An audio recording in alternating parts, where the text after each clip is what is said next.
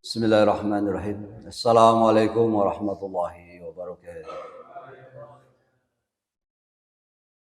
Bismillah, alhamdulillah, wassalatu wassalamu ala rasulillah Sayyidina Muhammad ibn Abdillah wa ala alihi wa sahbihi wa man tabi'ahu bi ihsanin ila yaumil qiyamah. Asyhadu an la ilaha illallah wa la syarika lah, asyhadu anna Muhammadan abduhu wa rasuluhu la nabiyya ba'dah. Allahumma shalli ala sayyidil Mustafa wa ala alihi wa sahbihi ahli sidqi wal wafa. Wa qala Allah ta'ala fi kitabil karim wasdaqul qailin a'udzu billahi minasy syaithanir rajim bismillahirrahmanirrahim. Aqimis salata liduluki samsi ila ghasaqil laili wa qur'anal fajr. Inna qur'anal fajri kana mashhuda. Al-ayah sadaqallahul adzim wa sadaqa rasulul nabiyul karim wa nahnu ala dzalika minas syahidin was-syakirin walhamdulillahi rabbil alamin. Tiada kata yang terindah yang selayaknya lah kita panjatkan hanya puji dan syukur kita kepada Allah yang Maha Ghafur segala limpahan rahmat karunia hidayah inayah sehingga detik menit jam hari bulan tahun kita bisa merasakan kenikmatan hari ini dengan kenikmatan iman dari Allah Subhanahu wa taala melalui salat subuh berjamaah di awal waktu dan di masjid yang kita cintai ini. Semoga setiap niat dan langkah kita hari ini menjadi satu asbab, menjadi satu wasilah Allah berikan kepada kita berbagai kebaikan dan keberkahan untuk hidup kita. Salawat dan salam senantiasa selalu tercurah limpahkan kepada panutan alam habibana wa nabiyana wa maulana Muhammad sallallahu alaihi wasallam, kepada keluarganya, sahabatnya, kepada kita semuanya yang mahabbah, yang senantiasa mencintai, dan insya Allah kita terus menerus mengamalkan di antara sunnah-sunnahnya. Amin, amin ya Allah, ya Allah, ya Allah, ya Rabbal alamin. Para pejuang subuh yang besar, tidak sebut gelar, yang kecil tidak sebut nama, insya Allah yang hadir semuanya, yang teraudisi, yang terpilih, dimuliakan Allah Subhanahu wa ta'ala. Angka 5 itu memiliki tuah atau hikmah dan berkah tersendiri tentu bagi kita seorang muslim. Bagaimana angka 5 ini menjadi hikmah bagi kita? Karena ada 5 pertama dalam agama Islam dibangun atas 5 rukun. Kita pahami dari pertama kita syahadatain, asyhadu an la ilaha illallah wa asyhadu anna Muhammadar Rasulullah. Ini terkait dengan akidah atau keyakinan kita kepada Allah Subhanahu wa ta'ala. Tiada Tuhan wajib kita sembah hanya Allah Subhanahu wa ta'ala, dan kita bersaksi bahwasanya Nabi Muhammad itu adalah utusan Allah, dan ini merupakan harga mati bagi kita. Yang kedua kita pahami adalah Islam ini juga yang kedua dengan salat ya. Yang kedua adalah salat. Menegakkan salat sepanjang hayat, baik kita secara bersama-sama dalam barisan yang rapat bagi bangunan yang tangguh tertata demikian rupa, maupun secara sendiri-sendiri ataupun kita secara munfarid ya. Artinya ini dibangun dengan salat. Aqimis salata liduluki samsi ila ghasaqil lail. Tegakkanlah salat dari mulai tergelincirnya matahari sampai gelapnya malam. Artinya selama 5 waktu ini kita menegakkan sholat. Yang ketiga yang kita pahami adalah menunaikan zakat, ya, membersihkan harta kita, kekayaan pribadi kita, anugerah ilahi, baik itu adalah milik pribadi, ya, dari unsur tak tentu maupun milik orang yang kurang mampu sebagai amanahnya. Artinya di sini adalah adanya hubungan sosial kita, hablum minan nas, hubungan kita sesama dengan manusia. Lalu yang keempat adalah berpuasa di bulan suci Ramadan dengan penuh harap pada ampunan dan ridhonya Allah Subhanahu wa taala. Ya ayyuhallazina amanu kutiba alaikumusiyam kama kutiba alal ladzina min qablikum la'allakum tattaqun. Itu semuanya sudah kita pahami sebagai bagian kewajiban untuk orang yang beriman kepada Allah Subhanahu wa taala.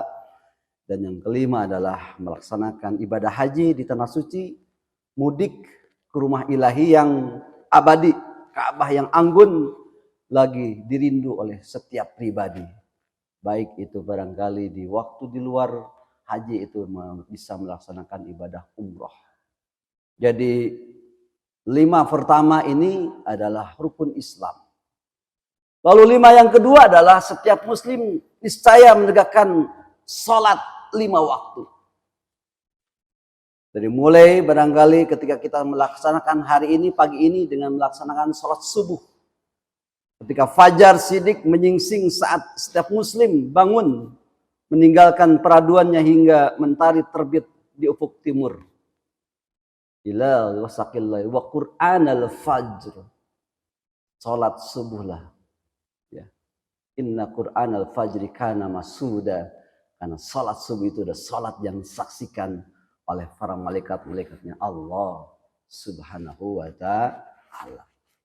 Lalu nanti siang kita akan ketemu dengan salat duhur. Ketika matahari telah bergeser dari atas ubun-ubun hingga membuahkan bayang-bayang setinggi galah untuk jeda dari kerja sepanjang pagi kita. Ada kalanya barang kita rest. Saat ketika kita bekerja, beraktivitas, terdengar suara azan dikumandangkan, maka panggilan yang terbaik, panggilan yang memang menjadi kewajiban kita di tengah kesibukan kita yang senantiasa disibukkan dengan urusan-urusan dunia, maka kemudian kita menghadiri dengan melaksanakan sholat zuhur. Lalu kemudian sholat asar ketika muslim telah bekerja berkeras setara 3 jam lamanya. Dan ini yang diibaratkan oleh baginda Nabi Muhammad SAW. Kondisi di alam barzah, alam sekat, alam penantian. Itu menggambarkan Rasul bahwasanya kenikmatan seseorang di alam kubur itu jeda waktunya adalah di antara waktu duhur sampai waktu asar. Jadi sakedap pisan jalmi-jalmi anu saroleh ya, itu di jeda waktu di alam barzah, alam kubur itu sebentar, hanya 3 jam waktunya. Ini yang digambarkan oleh baginda Nabi Muhammad sallallahu alaihi wasallam. Lepas kita di waktu asar, kemudian kita masuk kepada salat maghrib. Ketika matahari terbenam di ufuk barat hingga merah ini sirna dari sana terlihat ya meninggalkan tenggelam. Kalaupun di antara kita sering hailing ya kan, ke pantai-pantai ya, itu biasa. Kalau mungkin nanti kita sama-sama ke rumahnya Bapak Presiden RW 05 ke Ceklet, kita akan nanti ketemu di sana dengan sunrise-nya di saat matahari itu ya tenggelam. Nah, itu yang ditunggu-tunggu ya, seperti itu. Lalu kemudian waktu Isya ketika malam mulai gelap gelita hingga bayang-bayang fajar yang bukan sesungguhnya, itulah kunci di antara pembuka surga. Allahu Akbar. Ini adalah 5 yang kedua.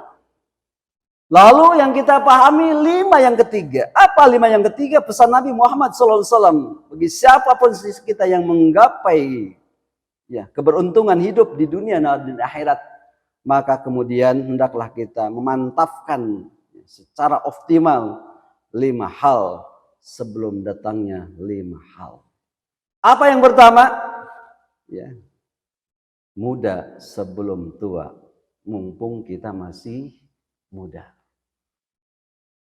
Muda sebelum tua. Karena nggak dipungkiri, ya kan.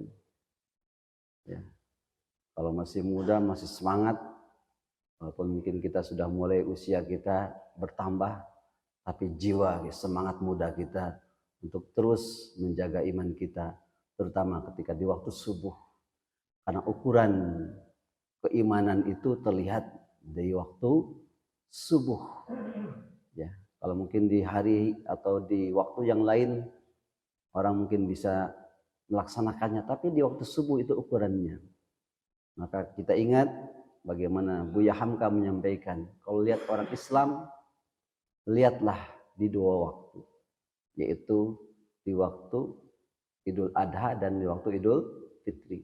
Tapi kalau ingin lihat orang yang beriman, lihat juga di dua waktu, yaitu di waktu Isya dan di waktu subuh.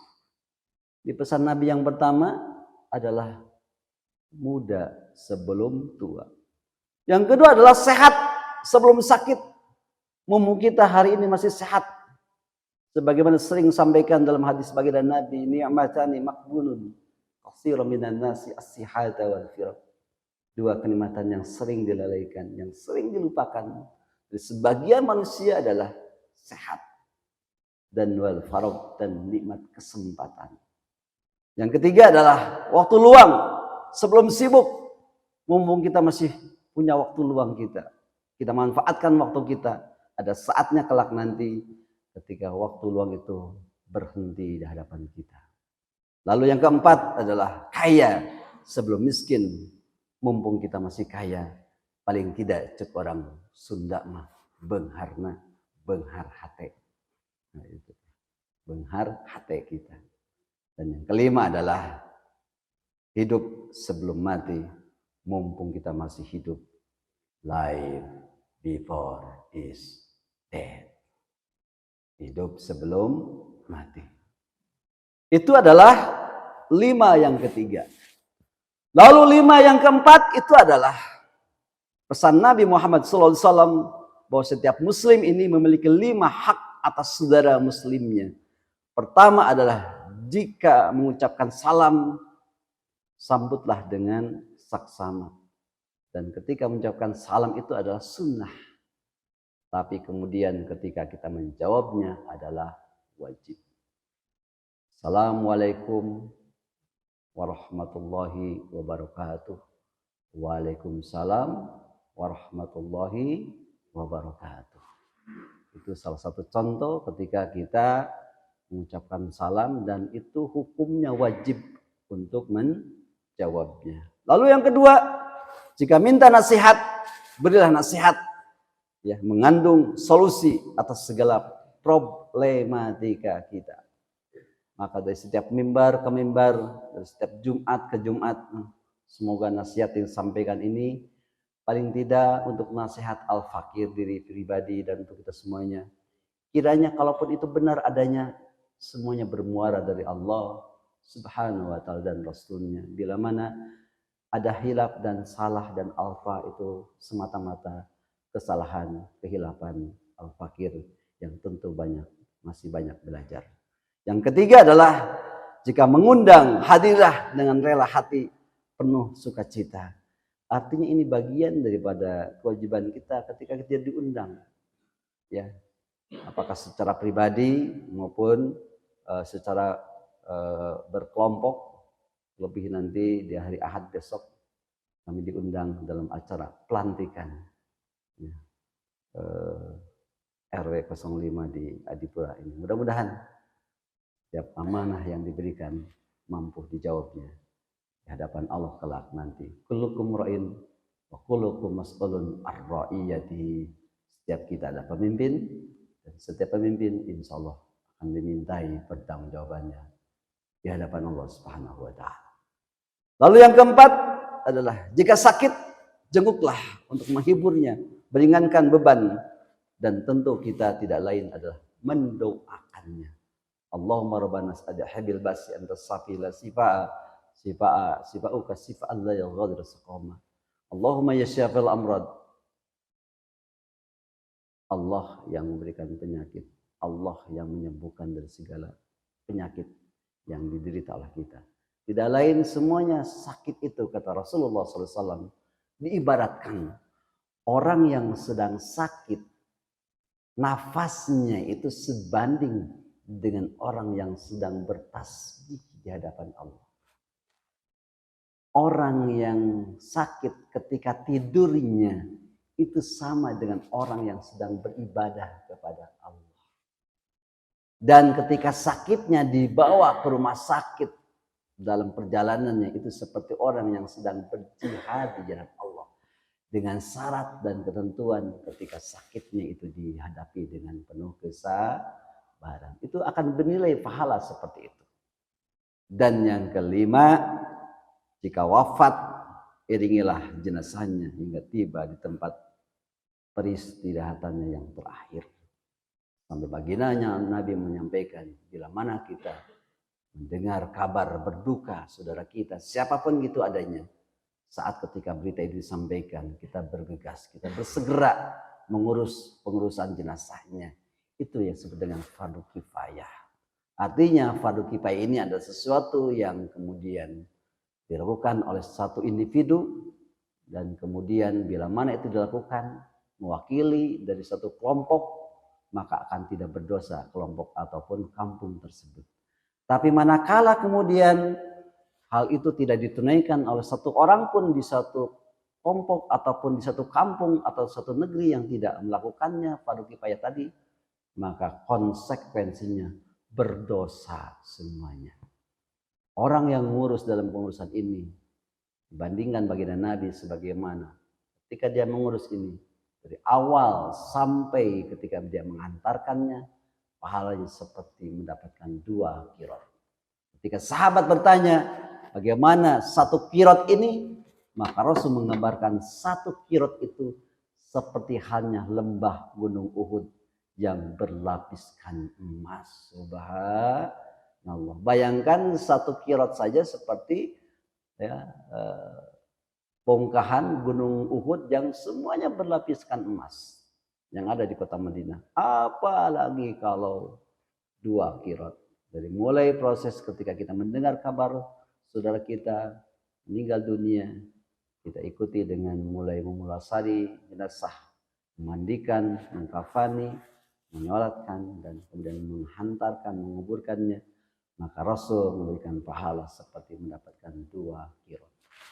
Dan yang kelima, sebagai Muslim Indonesia komitmen dan konsisten pada 5 rukun atau pandangan hidup hingga bangsa itu Pancasila. 1, ketuhanan yang Maha Esa.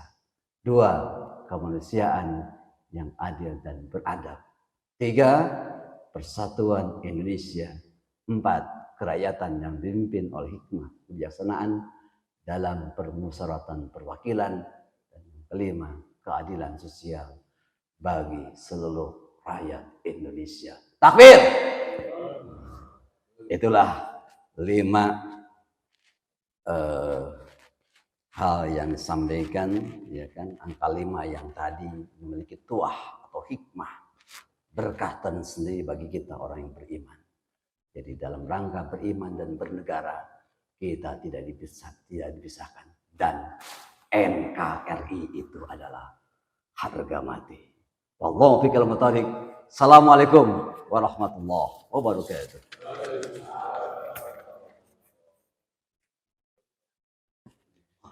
Allahumma salli ala sayyidina Muhammad wa ashghil